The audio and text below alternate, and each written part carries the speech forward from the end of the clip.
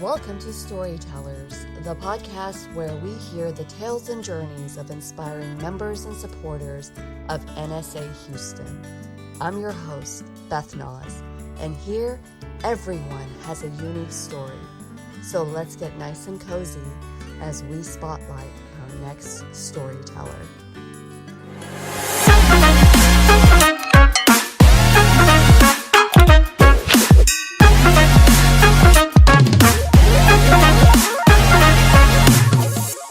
In today's episode, we have the privilege of spending some time with Jim Jacobus, a seasoned speaker, trainer, and consultant with over 30 years of experience.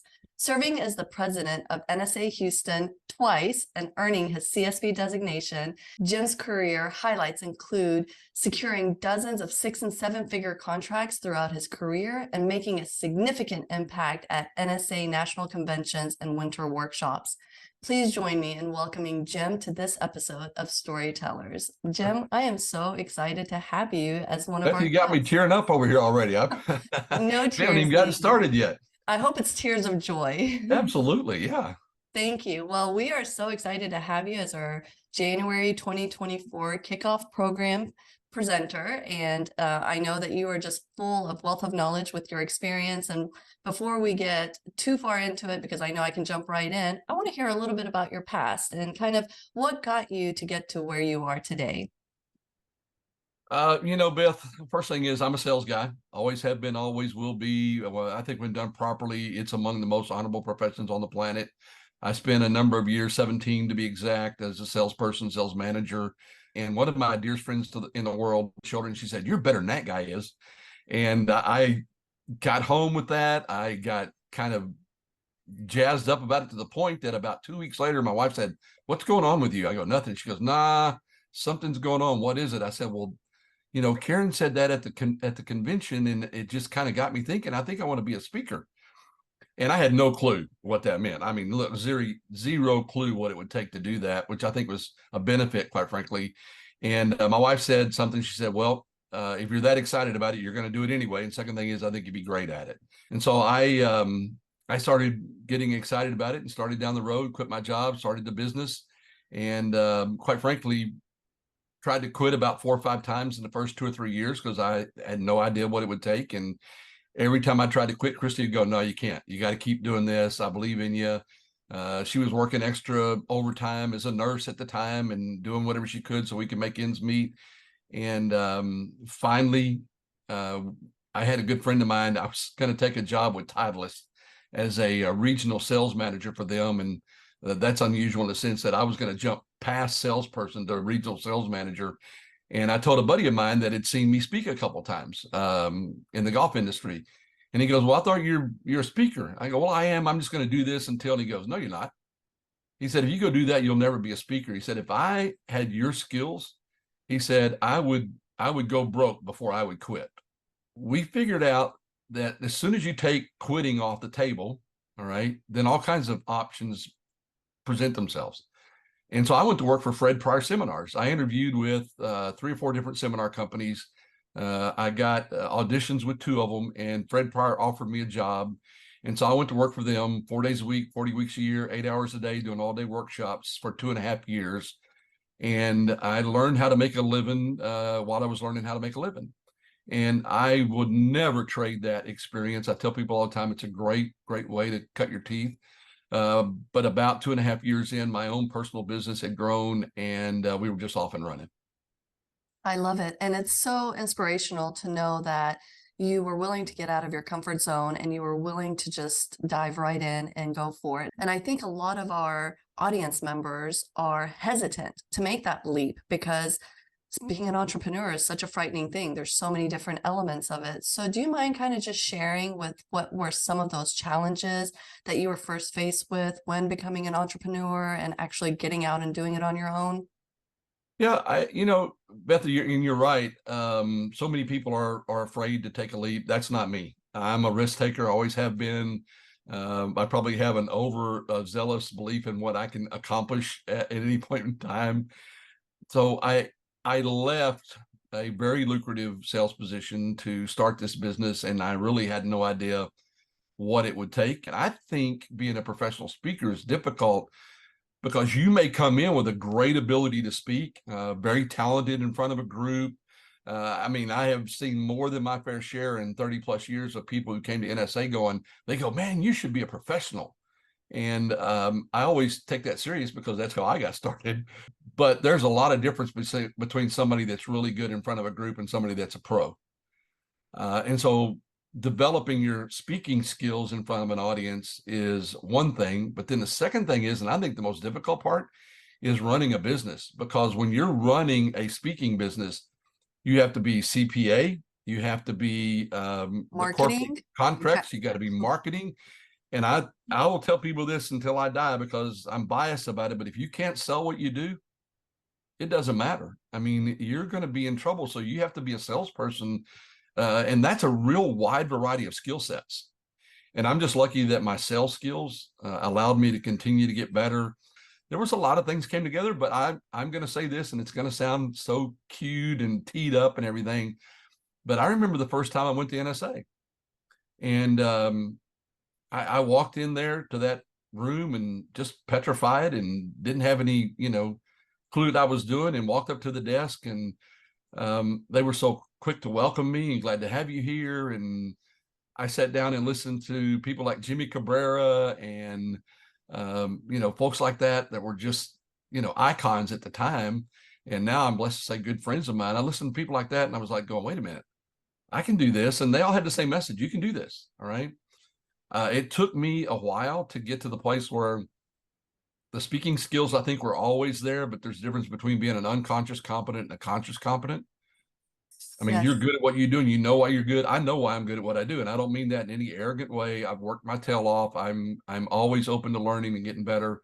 But then also I had to learn how to run the business. I had to learn how to market myself. I had to learn how to, put together websites. And this is way before social media. And how do you put together a one sheet and all those kinds of things that you have to learn how to do to run a business. It took me a while to get there.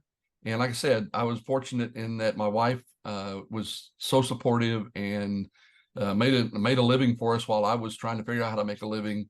But she'll tell you today it was a pretty good investment because we live what I would consider a dream life and have lived what I would consider a dream life for over 30 years now. One of the things that I hear you say is, the fact that you're a salesperson, and naturally I'm a salesperson, and, giving that, we have the gift of gab. So for us, right. Communication comes naturally. There are people though out there that maybe not as seasoned as we are when it comes to being a salesperson. And there's that hesitation. And what I've learned with NSA is that it gives you the tools. Even if you don't have those areas of strength, there are tools that you have that can help guide you in being able to build it. So for example, you have your CSP designation, which is a certified speaking professional. And I know that there's a lot of work and a lot of time and effort that has to go behind that, but it also helps give you the structure of keeping track of your speaking engagements and your budgets and how much revenue you've brought in. And so tell me a little bit more about the tools that the National Speakers Association has provided you, between maybe even Speakers Academy, to help give you the launching pad that you need to get to where you are today. Yeah, one of the things I've always loved about Speakers Academy, and I love participating as a teacher in it because you can't teach without learning. But one of the things I've loved about that is that it's always done such a great job of touching on all what I call the cornerstones. And there's more than 4 of them. You've got to be able to market. You've got to be able to run a business. You've got to be able to sell. You've got to be able to do a number of different things. And so I came into it with a sales background. I get that part. So I mean, the marketing stuff is something everybody can learn. The speaking stuff is everybody can learn, even if you are an introvert. All right. There's a style that works. And if there's only one way to do it, then we'd all be exactly the same. And that's just not the way it works. Matter of fact, I'll tell you, if anybody ever tells you there's only one way to do it, run fast, run far, run now. But I think the thing about the academy that is most valuable, all right, is you're there with a bunch of other people. It's a support system. It's folks that are going through the same learning curves that you are. And it's being taught and mentored and guided by people who have who may not even be quite that much further down the road than you are, that can tell you, hey, look, here's how you get from point A to point B. Absolutely. My motto is do it and prove it. And by doing that, it proves that you're willing to put in the time, the effort, the energy, the commitment. And so it definitely is a great way to show that you are eager and interested. And in our industry, it's storytelling, and that storytelling is an art. Mm-hmm. Yep. By now, you've mastered it. And so, how do you believe storytelling impacts people's lives? So one of the things I teach, and I'm a sales guy. Again, like I said, that's what I teach. Everything that I work in is all sales oriented. People don't buy the product; they buy the story. What's the story about the product? And they buy the story about how that product will help them. So if you want to communicate a point to somebody, you can tell them about how flours and sugars are going to keep you from, rotting to death internally, or you can tell them a story about how flours and sugars can keep you from rotting internally. As a matter of fact, I've been listening to a book that I highly encourage people to listen to, and it's called How to Have Impossible Conversations. And one of the tools that the guy says is don't use facts. Don't use facts. All right. People don't listen to facts. They don't want to hear the facts because they have a bias and they can go find a fact. Tell them a story. Tell them a story about it that they can relate to. And so I think from a speaker's point of view, when you go to NSA National and you watch people get up on the stage, the people that will absolutely blow you away are the people that are the greatest storytellers. And the story has a beginning, a middle, and an end, just like Toastmasters to teach you, preview, do, review, all those kinds of things. And learning how to tell a great story, I think, is what makes the message that a speaker is trying to share, whether that's a business message or a personal message, it's what makes that easy to digest for somebody listening. How much do you think vulnerability is involved with storytelling? There's a fine line between being vulnerable on the stage and doing therapy on the stage. The stage was not meant for somebody to be doing their therapy on. All right. That is not the audience's responsibility to listen to somebody processing their therapy on stage. And I've seen that way too many times. Being vulnerable, it's the we language we need to work on. We need to get better at, we need to improve on, as opposed to you need to get better at, you need to think about, you need to work on, like a professor would standing in front of a class of students with the professorial finger pointing at them. When I say what we need to work on, what we need to get better at, that says we're in the same boat. And what I learned is, even if I passed that stage 8 years ago, I'm still a work in progress. So I think we've got to be vulnerable to the sense that people can see we're not professorial speaking at them, but we're speaking with them using that inclusive language. A lot of what I'm hearing from you is mental awareness. You have an acute sense of awareness of what it is that you want to talk about, how you want to approach it, what strategy you want to use. You are aware of your audience. And I want to kind of touch back on one thing that you mentioned earlier, and I don't know if our audience members picked up on this, but I think it's a really key point. You started mentioning unconscious competence and conscious incompetence, which is the hierarchy of competence. And so take our listeners and our viewers through those 4 stages of competency and how it's helped you be able to shape your career. Yeah, I'm only going to use 3. I think there's 3 stages: unconscious, incompetent, you're not any good at, and you have no clue. And I would tell people, we all know folks like that. I play a lot of pickleball right now. There's a lot of unconscious, incompetent pickleball players. They're not any good at it, and they have no idea they're not any good. The second category is what I call an unconscious competent. You're good at what you do, but you don't know why. And salespeople, because I do so much work in sales, I'm going to tell you, I think 90% of salespeople are unconscious competence. They're good at it, but they can't tell you why. Here's the sad part about it, is they can't teach anybody else.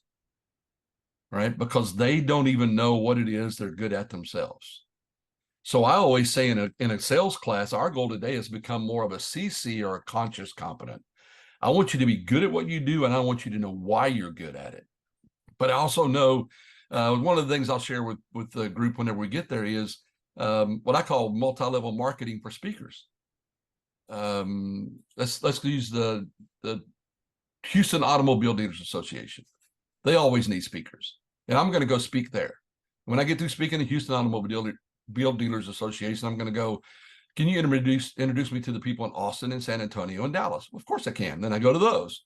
And from there, I go, somebody introduce me to the Texas Automobile Dealers Association, if they haven't already.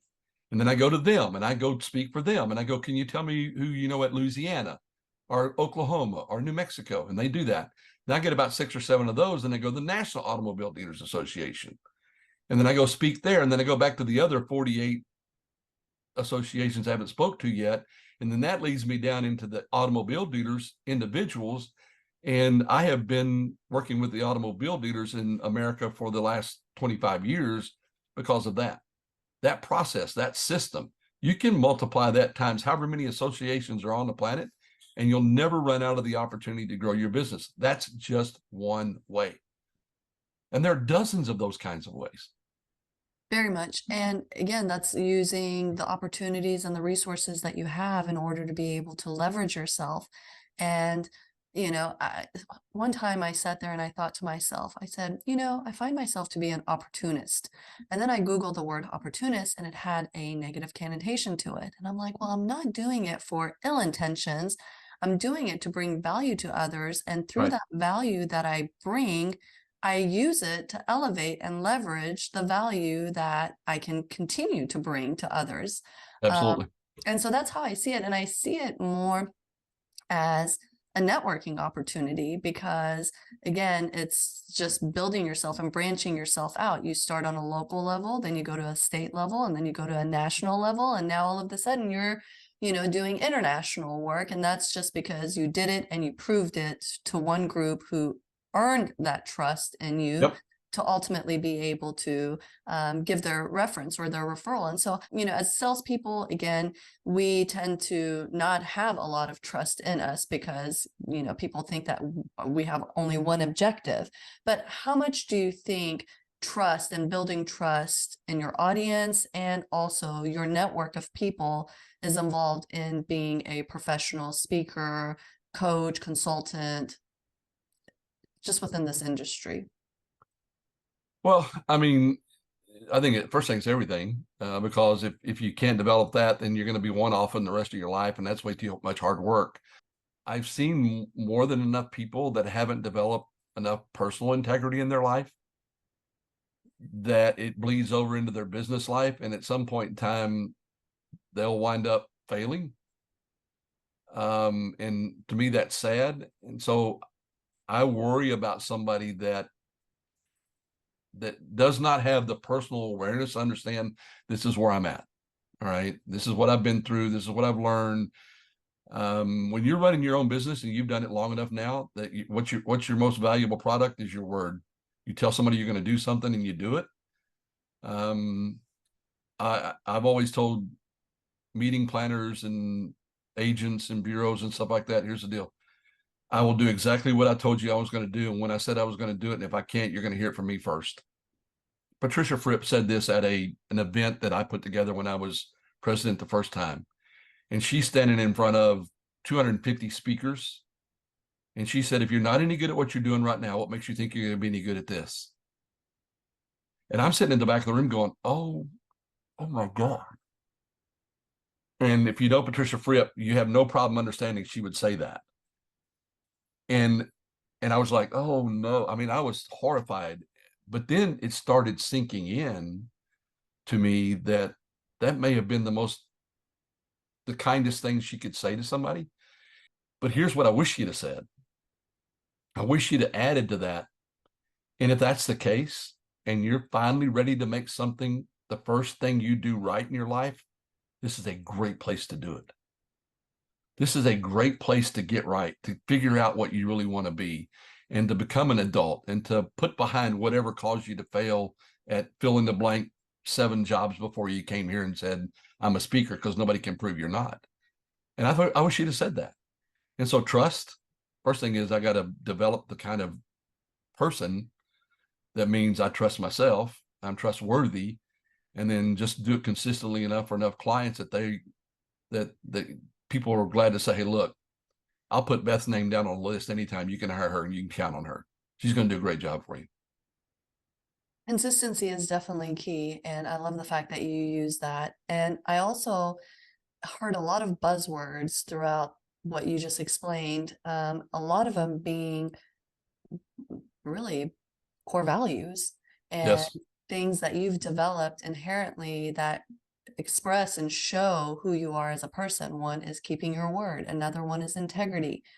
As business owners, how valuable and how important do you think it is for us to advertise and market our core values so people can align themselves and identify with that? I'll be transparent with you. I spent way too many years with zero integrity in my life, and it was miserable, and I was miserable. And at one point in time, I finally said, look, that's not, I can't keep living like that. This is not going to work. And so now integrity is everything to me. And matter of fact, if you really want to tick me off, challenge my integrity.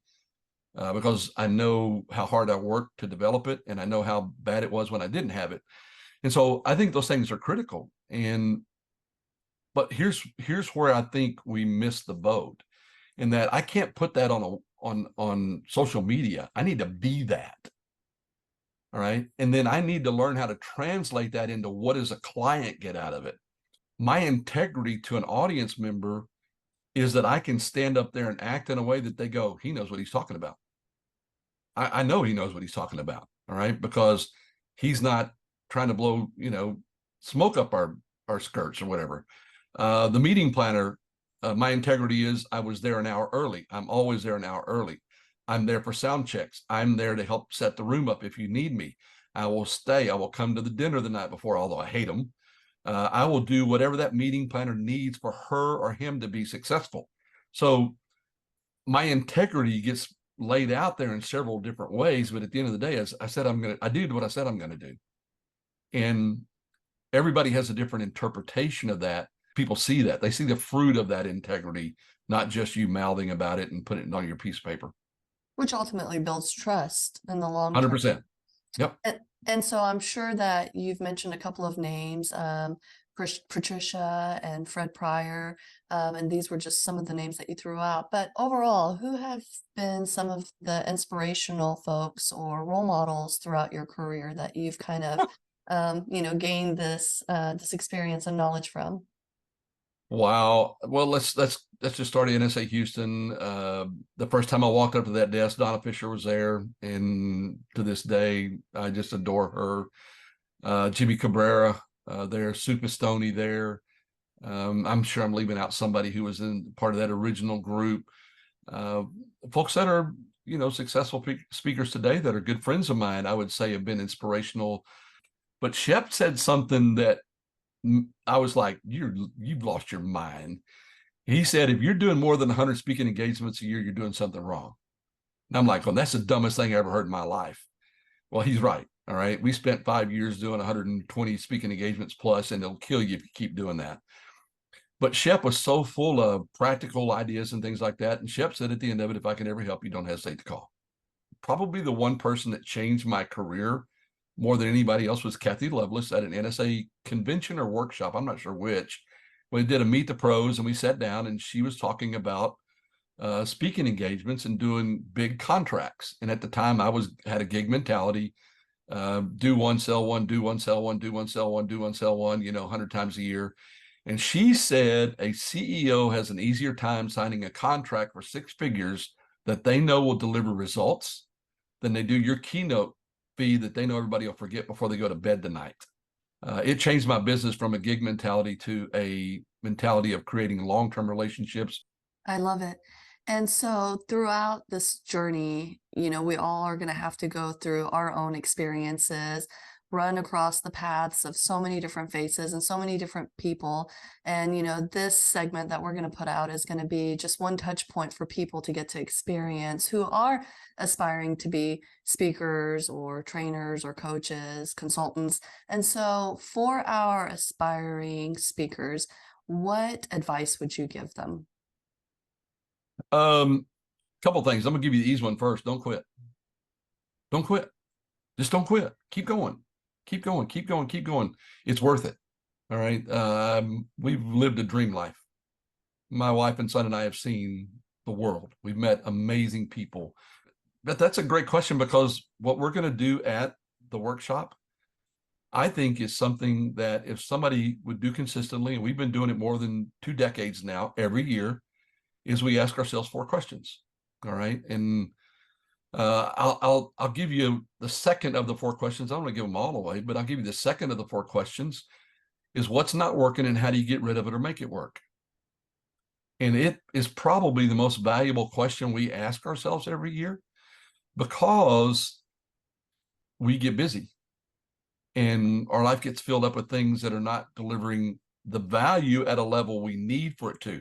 Not that it doesn't deliver value, it's just not at the level of the other things in our life that we want to add. When you get rid of things that aren't working, it gives you margin. All right. So a statement I use with salespeople all the time is, don't fall in love with the result, fall in love with the process that delivers the result. And then you can repeat the result over and over and over and over again. No matter where you're at in your career, this is going to work for you. And oh, by the way, it'll work in your personal life equally as effective. But then you've got to create this framework by which you keep moving the ball forward down the goal, down the field, so that you can accomplish that next place for your career. Don't compare your insides to somebody else's outsides. All right. If you don't quit and you keep processing and you keep getting better and you keep learning, at some point in time, you're going to wind up speaking in front of a group and somebody's going to give you a check, and then you're going to do it again. You're going to do it again. You're going to do it again. And the cool thing about this business is once you get that synergy going, it's like the flywheel that they talk about in the book, Good to Great. Once you get the flywheel going, it's an unbelievable experience, and you just have to figure out how to keep it from running over you at that point in time. Isn't that something that we all wish we could get to in terms of a career as we're starting out? And I know most of our aspiring members are definitely finding value in that, because it's so easy to, have one loss or one failure, and because of that, you just throw up your hands and you're like, I'm done. This is not for me. But that resiliency, that perseverance, that ability to just stay focused. And I always say I'm like Neo in the Matrix. I have all these objects coming at me, and I'm just constantly deflecting them and, just pushing past it, because that's what life is, right? You just constantly are dealing with day-to-day obstacles and challenges, but you can't let that be a distraction, and you have to stay focused and keep moving forward. So I love that analogy of just moving the ball down the field, because it really is ultimately how you're going to make that touchdown or make that goal. Everybody's struggling. All right. We just need to figure out how to take it. I mean, every situation, every market, Beth, has something to be taken advantage of. And here's what I think a lot of speakers do. They only have one, they got one hammer and everything looks like a nail. And if you don't have a variety, I'm a speaker, trainer, consultant, I coach, I hate it. I hate the economic model. It bores me to tears, but I can do it. But all of those have been valuable in different point in time in my career. And I believe it was Alan Weiss said the magic's in the mix. And so from one time to the other, and now in this particular season of my career, people keep asking me, when are you going to retire? I go, from what to what? I love what I do, and the consulting is a blast, and it pays well. And I don't have to be on an airplane. I don't have to stand in front of an audience to do well. And so simple, but so impactful. And so I know that with 2023 coming to a close and us going into 2024, like I said earlier, we are so excited to have you on January 19th as our January program presenter. And I know that we're going to gain a wealth of knowledge from you. So tell me, 2023, what were some of your big highlights and accomplishments, and what can we be looking forward to in 2024? Most of the accomplishments now that I pay attention to on a personal side, Christy and I live, work, travel full time in an RV, and we've been doing that for a little over 3 years, all over the country, everywhere we go. It's just amazing. Matter of fact, I'm going to be doing a TikTok reel here in a little bit. 3 things we learned. One is this country is beautiful. I don't care where you go. Second thing is people are amazing. I don't care where you go. Third thing is there's never going to be enough time. This was the year that we understood there's never going to be enough time, and not because we're scarcity thinkers. It's just because we want to do so much. We want to see so much. And we wound up this year buying as I like to say, Chrissy gives me a hard time about it, we bought a casita in a gated RV community where we park our RV, and I am now in the casita part of it all, which is absolutely gorgeous. I've got a lake right out my back door, and it is the most peaceful environment I ever lived in my entire life. But yet we both continue to work. We both continue to produce things. It's just been a great year for those kinds of things, experiencing that. And that's what we want for everybody at NSA. I want you to walk out of there going, I've got a way to create a plan now to move my ball down my field, the direction I want my ball to go, not Beth's direction or Mike's direction or anybody else's. I know exactly how I'm going to get from where I'm at to where I want to be in 2024. That's my goal for our time together.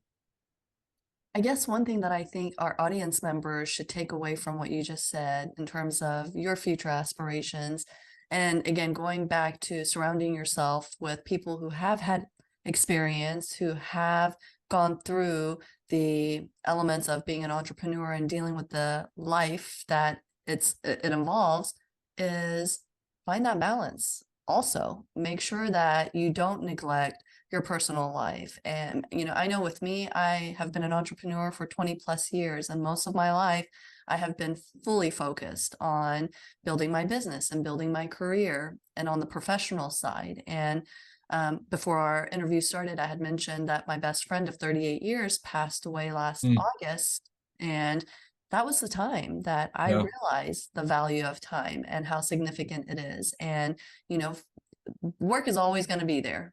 And, there is that element that, I'll look at in a day where I'll say, man, I have so much to do. I'm not going to be able to get it done. And I wish I had 36 hours in a day. But there's always tomorrow, is what I've learned. And you're able to get it done tomorrow. But that time, maybe that 1 hour or 2 hours with sharing with a spouse or family or the kiddos, you're not going to be able to gain that back. And so as hard as we want to hustle and the amount of grit that we have and the drive that we want to keep pushing that ball, you also have to be able to manage the timeouts in the game and say, wait a minute, let me find that balance in my professional and personal life. 100%. Couldn't agree more. I really enjoyed that. Well, where can our audience members find you, Jim? Best place to reach out, Jim@jjacobus.com or Jim@teamjacobus.com, JACOBUS. Either one of those get to me from an email standpoint. Facebook, I think I've got room for like 15 friends right now. But if I get close to that, I'll just get rid of a bunch of people I don't even know who they are and make room for others. And I love to have people follow us on Facebook. That's always a great place to connect. Jim@jjacobus.com is our website and everything. Any of those places, or they're welcome to call me. All right. Our text probably the best way to start off. 281-725-8367. I realize I said something. I want to make sure I qualify that. If anybody is listening to this and I can help them, call me. I'm going to help you. Just understand, I'm not going to invest a lot of time right up front, but I'll be glad to answer any questions and help any way I can. Well, and I'm sure you are a wealth of knowledge that everyone will be able to gain a lot of wisdom and experience from. So thank you so much, Jim. A heartfelt thank you for your generosity and sharing your remarkable journey and valuable insights with us today. Your story is truly inspirational, and you stand as a significant role model in our industry.